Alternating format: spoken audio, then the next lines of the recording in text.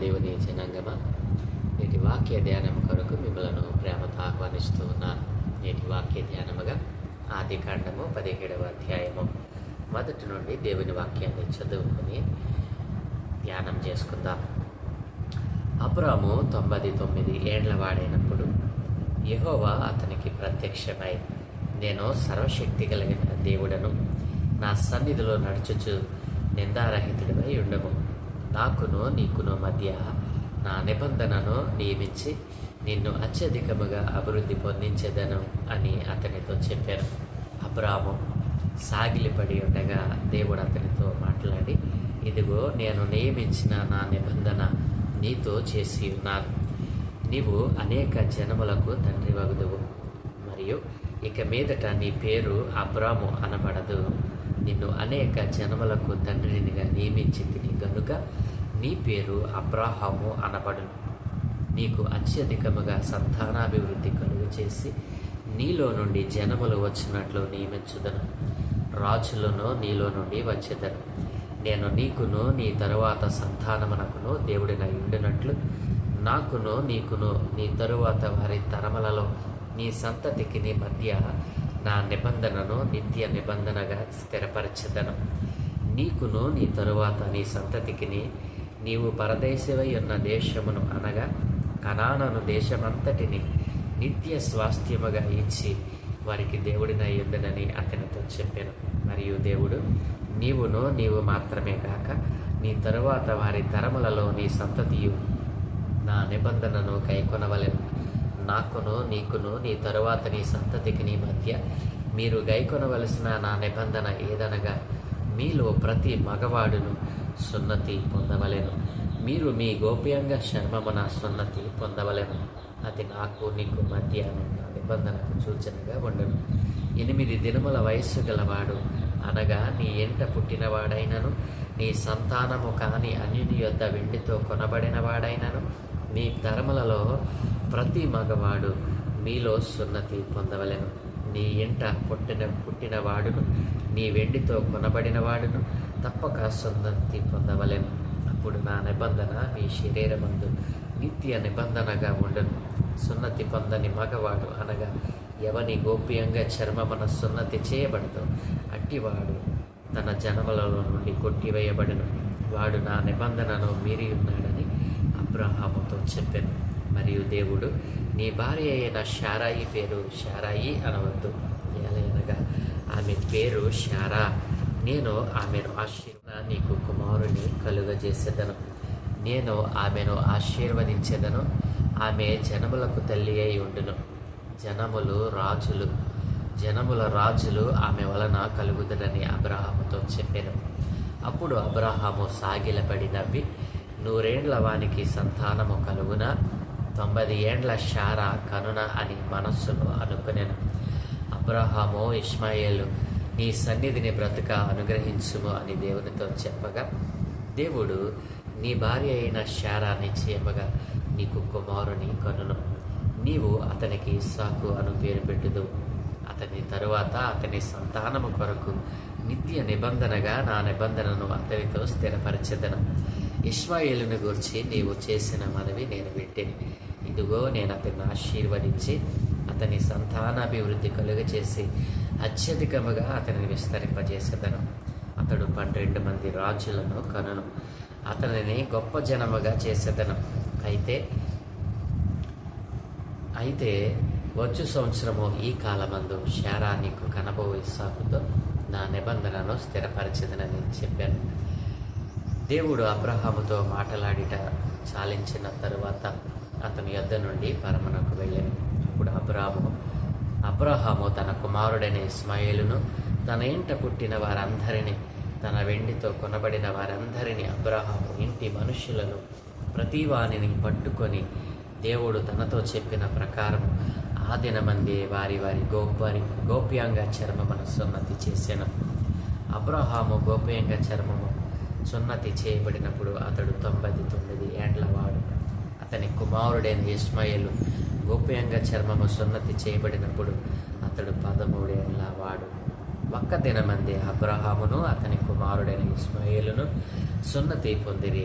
అతని ఇంట పుట్టిన వారును అన్యుని వద్ద వెండితో కొనబడిన వారును అతని ఇంటిలోని పురుషులందరూ అతనితో కూడా సున్నతి పొందిరి. ఆమె ప్రభునందు ప్రియదేవి పిల్లలారా, చదవబడినటువంటి లేఖనమే ప్రార్థన చేద్దాం. దయగలిగిన మా ప్రియ పరలోకపు తండ్రి, గొప్ప దేవ, ఘనమైన ఉన్నతమైన నామానికి స్తుతులయ. ప్రతి ఉదయం దేవుని దాని ఆధ్యాత్మిక కార్యక్రమంలో మీ పరిశుద్ధమైన లేఖనాలను ధ్యానం చేసే భాగ్యం నాకు మా అందరికీ అనుగ్రహిస్తూ ఉన్నందుకే స్తోత్రాలు తండ్రి. ఈరోజు మేము ధ్యానం చేయడం కొరకు చదువుకున్న ఈ లేఖన భాగాన్ని మా కొరకు దీవించండి. ఈ లేఖన భాగంలో నుండి కొన్ని ఆత్మీయ పాఠాలు మీరే మాకు బోధించి నేర్పించమని యేసయ్య నామమున అడుగుచున్నాము తండ్రి. ఆమేన్. ప్రభువునందు ప్రియ దేవుని చిన్నగా ఈ 17వ అధ్యాయంలోకి వచ్చేటప్పటికీ దేవుడు మరలా తాను చేసిన వాగ్దానాన్ని అబ్రహాముకు మరి జ్ఞాపకం చేయడం. ఇక 17వ అధ్యాయంలోకి వచ్చేటప్పటికి దేవుడు మరి అబ్రహాముకి 99 ఏండ్ల వాడైనప్పుడు దేవుడు మరి అబ్రహాముకు ప్రత్యక్షమై మరి 15వ అధ్యాయంలో దేవుడు ఏదైతే వాగ్దానం చేశాడో ఆ వాగ్దానాన్ని మరి జ్ఞాపకం చేస్తూ ఆ వాగ్దానము తన పట్ల నెరవేరుస్తానని, మరి ఇక నుండి మరి నీ పేరు అబ్రాము అనబడదు, అబ్రహాముగా మార్చేస్తూ ఉన్నానని, శారాయి పేరు శారాయి అనవద్దు, శారానమని దేవుడు వారిద్దరి పేర్లు మార్చటం, మరి తన నిత్య నిబంధనను అబ్రహాముతో మరి చేస్తూ ఉన్నానని చెప్పి మరి నిత్య నిబంధనకు గుర్తుగా ఆయన సున్నతిని ఇక్కడ మరి ప్రవేశపెట్టడం మనం చూస్తూ ఉన్నాం. దేని పిల్లారా, అబ్రహాముతో పాటు తన ఇంటిలో ఉన్నవారు, తన ఇంటిలో ఉన్నటువంటి మరి తన వెండితో కొనబడినటువంటి పరదేశులైన వారు మరి సమస్తము కూడా ఈ నిత్య నిబంధనకు గుర్తుగా, మరి నా నిబంధనకు గుర్తుగా మీ శరీరమందు ఆ గుర్తు ఉండాలి అని దేవుడు సున్నతి అనేటువంటి ఆచారాన్ని మరి ఇక్కడ మరి ప్రవేశపెట్టినట్లుగా మనం చూస్తూ ఉన్నాం. ఇదేం పిల్లలారా, మరి మొదటి వచనం నుండి మరి మనం చూస్తూ వస్తే దేవుడు అంటూ ఉన్నాడు కదా, నా నిత్య నిబంధనను నీతోనూ నీ తరువాతి తరమ వారితోనూ మరి నేను నిత్య నిబంధనకు గుర్తుగా దీనిని నేను మరి కొనసాగించాలని ఆశపడతా ఉన్నాను. కాబట్టి నీకు నేను మరి ఇస్తానన్న సంతానం, మరి నీ సంతానానికి ఈ దేశాన్ని ఇస్తానన్నాను, తప్పకుండా దాన్ని నేను నెరవేరుస్తాను. మరి ఈ సంతానము మరి ఈ సంతానమే కాదు, వారి తరముల తర్వాత తరములు కూడా మరి మరి వారికి నేను దేవుడిగా ఉండినట్లుగా నా యొక్క నిబంధనను మీ పట్ల నెరవేరుస్తాను, నీకు ఆకాశ నక్షత్రము వలె సంతానాన్ని అనుగ్రహిస్తాను అని దేవుడు మరి ఇక్కడ చెప్పటం మనం చూస్తూ ఉన్నాం. ఇదేం పిల్లారా, మరి 6వ వచనంలో మనం చూస్తే నీకు అత్యధికముగా సంతానాభివృద్ధి కలుగు చేసి నీలో నుండి జనములు వచ్చినట్లు నియమించుదును, రాజులను నీలో నుండి వస్తారు, నేను నీకును నీ తరువాత సంతానమునకును దేవుడినై ఉండినట్లు నాకును నీకును నీ తరువాత వారి తరములలో నీ సంతతికిని మధ్య నా నిబంధనను నిత్య నిబంధనగా స్థిరపరుస్తాను అని దేవుడు ఇక్కడ చెప్పడం మనం చూస్తూ ఉన్నాం. ఇదేం పిల్లారా, దేవుడు మరి అబ్రహాము దగ్గరికి వచ్చి తన నిత్య నిబంధనను మరి గుర్తుగా సున్నతిని ప్రవేశపెట్టడం, దానిని మరి తూచా తప్పకుండా నీవు నీ సంతతి వారు నీ తరువాత తరమ వారు కూడా దానిని మరి పాటించాలి అని దేవుడు ఆజ్ఞాపించడం మనం చూస్తూ ఉన్నాం. అంతేకాదు మరి శారాయిని దేవుడు మరి ఆశీర్వదిస్తూ మరి అనేక జనములకు తల్లిగా నేను నియమించాను, నిన్ను ఆశీర్వదిస్తాను, నీ గర్భవాసమున పుట్టబోవాడే నీకు కుమారుడు అనబడతాడు అని చెప్పి మరి దేవుడు అంటాడు కదా. మరి 18వ వచనంలో 17వ వచనంలో అప్పుడు అబ్రహాము సాగిలపడినవి 100 ఏండ్ల వానికి సంతానము కలుగున 90 ఏండ్ల శారా కనున అని మనస్సులో అనుకున్నాడు. ఇప్పుడు నేను శారాని ఆశీర్వదిస్తాను, ఆమె జనములకు తల్లి అయి ఉండును, జనముల రాజులు ఆమె వలన కలుగుదురని అబ్రహాముతో దేవుడు చెప్పిన మాటకు అబ్రహాము మనస్సులో నవ్వుకున్నాడట. ఇది అవిశ్వాసంతో నవ్వినటువంటి నవ్వు కాదండి అది. ఎందుకంటే ఆ దినాన్న మనం చూసినట్లయితే దేవుడు ఈ వాగ్దానం చేసేటప్పటికి అబ్రహాము వయసు 99 సంవత్సరాలు. దేని పిల్లరా, మరి 90 ఏండ్లు శారా కలిగి ఉంది. 99 సంవత్సరాలు అబ్రహాము, 90 సంవత్సరాల శారా. వారిద్దరి శరీర మరి తత్వాలను మరి మనసులో అనుకున్నటువంటి అబ్రహాము 99 సంవత్సరాలు నేను, 90 సంవత్సరాలు శారా, ఈ యొక్క వయస్సులో మాకు పిల్లలు కలుగుతారా అని మనసులో అనుకున్నాడు. ప్రిదేన్ పిల్లరా, ఇట్లాంటి సందర్భాలు మనం చూస్తూ ఉన్నాం. జకరియా నీకు కుమారుడు కలుగున అంటే మరి అనుమానపడ్డాడు మనసులో. ప్రిదేన్ పిల్లలు చూసారా, తర్వాత పిల్లోడు యోహాను పుట్టేంత వరకు తన యొక్క నోరు మొయ్యబడింది. మరి ఎప్పుడైతే ఆ పేరు పెట్టిన తర్వాత నోరు తెరవబడ్డ మనం చూస్తూ ఉన్నాం. ఇక్కడ అబ్రహాము అవిశ్వాసంతో మనసులో నవ్వుకోలేదండి.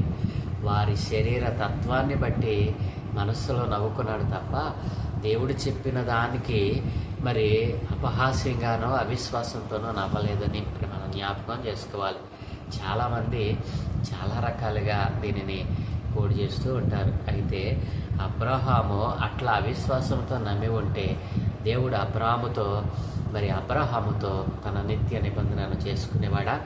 దేని పిల్లారా, మరి చివరి వచనాల్లోకి వచ్చేటప్పటికి దేవుడు ఇక మరి ఇష్మాయేలును గురించి అబ్రహాము ప్రార్థించడం, ఒకవేళ నీవే నాకు కనుక సంతానం ఇస్తే శారా బిడ్డను కంటే మరి ఆ తరువాత ఇష్మాయేలు లేకుండా చేస్తావేమో, ఇష్మాయేలు నీ సంతతి కాదన్నావు, మరి తరువాత ఇష్మాయేలు నశింపజేస్తావేమో, దయచేసి ఇష్మాయేలును జ్ఞాపకం చేసుకొని అబ్రహాము దేవుడిని అడిగితే దేవుడు అన్నాడు, ఇష్మాయేలుని గురించిన ప్రార్థన నేను విన్నాను, అతనిని కూడా నేను హెచ్చిస్తాను, అతనిలో నుండి 12 రాజులు వస్తారు, అతనిని గొప్ప జనంగా చేస్తానని దేవుడు ఆశీర్వాదం ఇవ్వడం. ఆ తర్వాత దేవుడు పరమనకు వెళ్ళిపోయిన వెంటనే దేవుడు ఏదైతే నిత్య నిబంధనగా మీ మధ్య ఉండాలి అని చెప్పాడో ఆ సున్నతి అనే కార్యక్రమాన్ని మరి అబ్రహాము వెంటనే స్టార్ట్ చేసినట్లుగా. దేని పిల్లారా, అబ్రహాము నీతిమంతుడు ఎందుకయ్యాడు? దేవుడు ఒక మాట చెప్తే ఆ మాటకు వెంటనే ప్రతిస్పందించడం అబ్రహాము జీవితంలో మనం చూస్తూ ఉంటాం. ప్రియ దేవుని జనాంగమ, విశ్వాసులమైన మనం కూడా దేవుడు ఒక వాగ్దానాన్ని మనకి ఇచ్చినప్పుడు ఆ వాగ్దానానికి వెంటనే మనం ఒబే అయిపోవాలి. వెంటనే దాని మీద మనస్సు పెట్టి దానిని నమ్మాలి. ఈ రోజున వాగ్దానం తీసుకుంటారు, కానీ ఆ వాగ్దానం తీసుకున్నప్పుడు సంతోషిస్తారు, కానీ ఆ వాగ్దానానికి తగినట్లుగా జీవించరు. దేని పిల్లలు, అందుకే మనం అనుకున్నటువంటి ఆ వాగ్దానం మన జీవితంలో నెరవేరుతుంది అని మనం సంపూర్ణంగా విశ్వసించకపోవడాన్ని బట్టే అది మన జీవితంలో జరగటం లేదు. అయితే దేవుడు వాగ్దానం చేసినటువంటి నీ జీవితంలో వాగ్దానం చేసిన ప్రతి వాగ్దానాన్ని ఆయన తప్పక నెరవేరుస్తూనే వస్తూ ఉన్నాడు. దేని పిల్లరా, అయితే దానిని మనం గ్రహించక ఆయనను అపార్థం చేసుకుంటూ మన జీవితాలను వ్యర్థపరచుకుంటా ఉన్నాం. అయితే అబ్రహాము అలా తన జీవితాన్ని వ్యర్థపరచుకోలేదండి. దేవుడు ఒక మాట చెప్పి నిత్య నిబంధన గుర్తుగా మీ శరీరమందు ఈయన నిబంధన గుర్తు ఉండాలి అని చెప్పి దేవుడు పరమనకు వెళ్ళిన వెంటనే మరి అబ్రహాము మరి తన కుమారుడైన ఇష్మాయేలు మరి తర్వాత తన ఇంట ఉన్నవారందరూ చిన్నవారి మొదలు పెద్దవారి వరకు కూడా వారు సున్నతిని పొందుకున్నట్లుగా మనం చూస్తూ ఉన్నాం.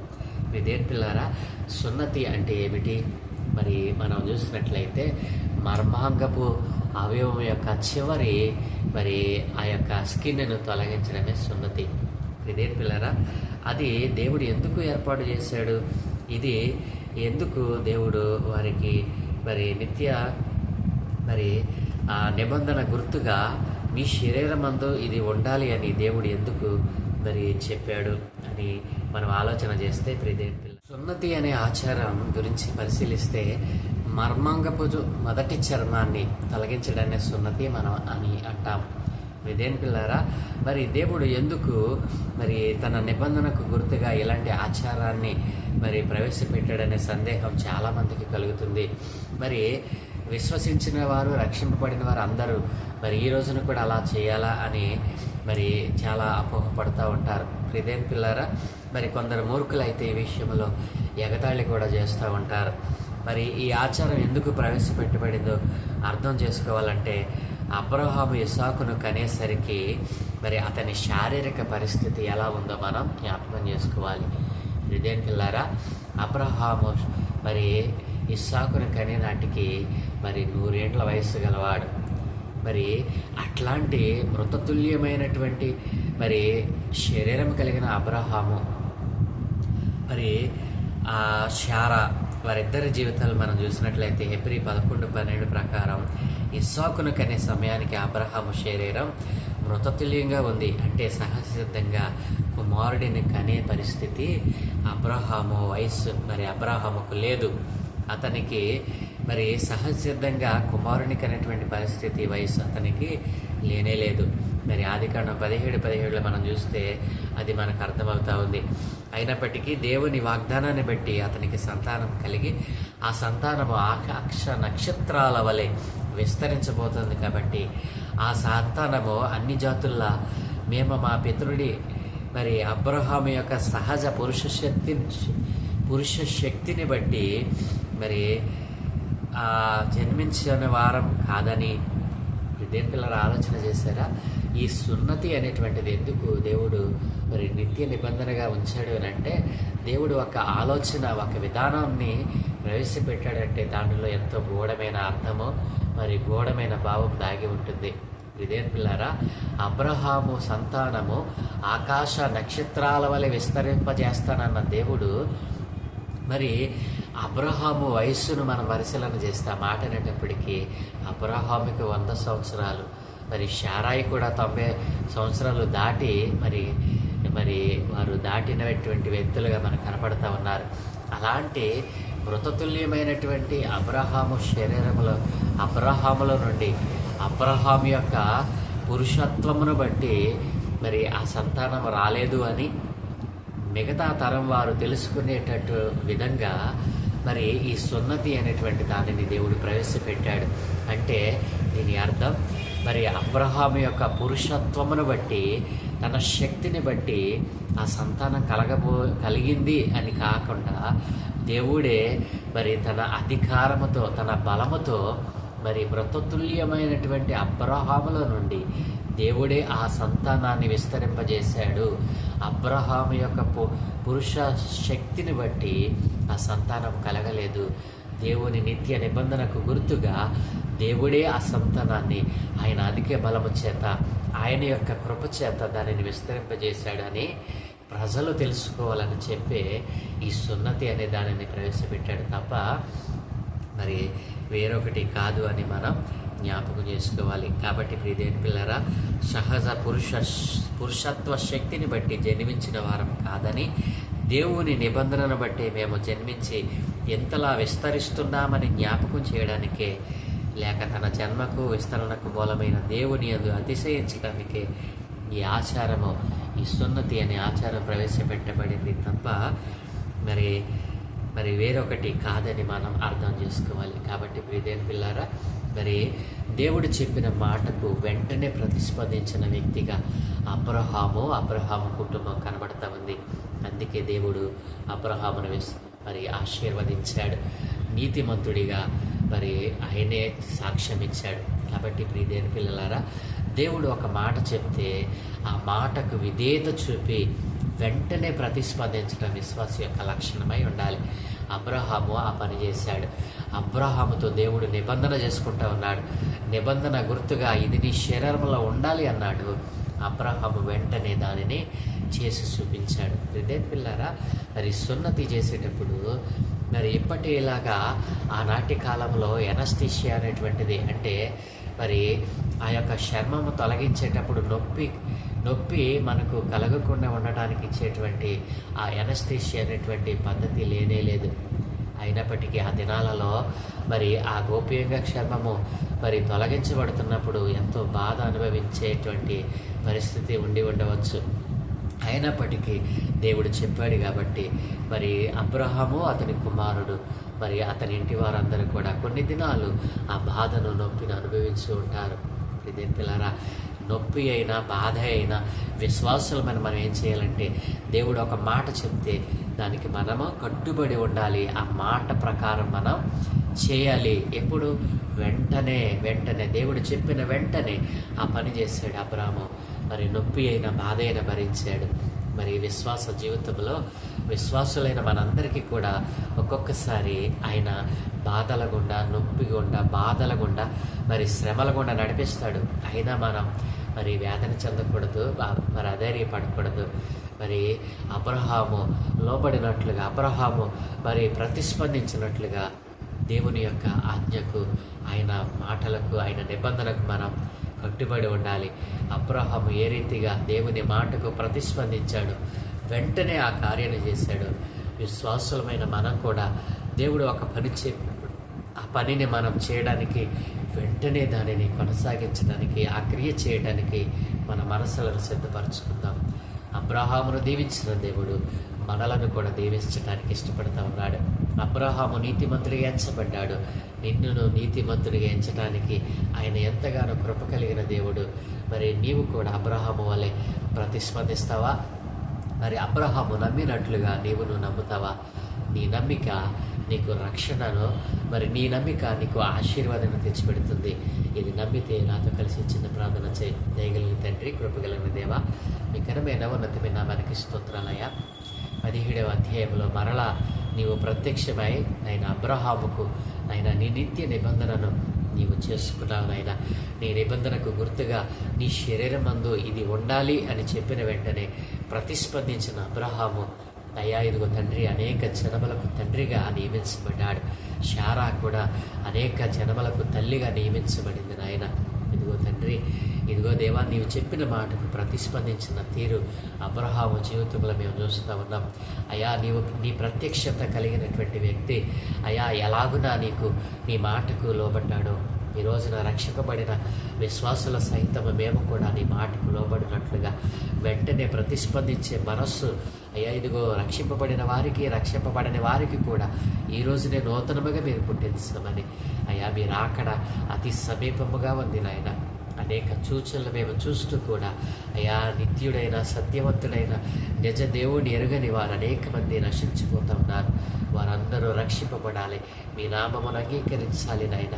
నీ నామము అనేక విధములుగా ప్రకటింపబడుతున్నప్పటికీ అయ్యా నీ నామమును అంగీకరించకుండా అడ్డుపడుతున్న ఈ లోక సంబంధమైన ప్రతి విధమైన శోధనలు యేసు నామములో బంధించమని యేసయ్యా నీవే నీ నామమును అనేక జనములకు నైనా తెలియబడినట్లుగా సహాయం దయచేయమని, నీ నామం అంగీకరించిన వారు నీ యందు నమ్మిక ఉంచి నిన్ను ఆరాధించే వారిగా మార్చమని, అంతటా అందరూ మారు మనసు పొంది అయా నీవిచ్చే రక్షణను వారు పొందుకున్నట్లుగా అనేక ఆత్మలను రక్షించమని, ఈ దినమే చేయపాలను కనదృష్టి ఉంచి మీ దూతల కాపుదలను గ్రహించి మీరే మహిమ పొందుకోమని యేసయ్య పరిశుద్ధ నామమును వేడుకుంటూ నామ తండ్రి.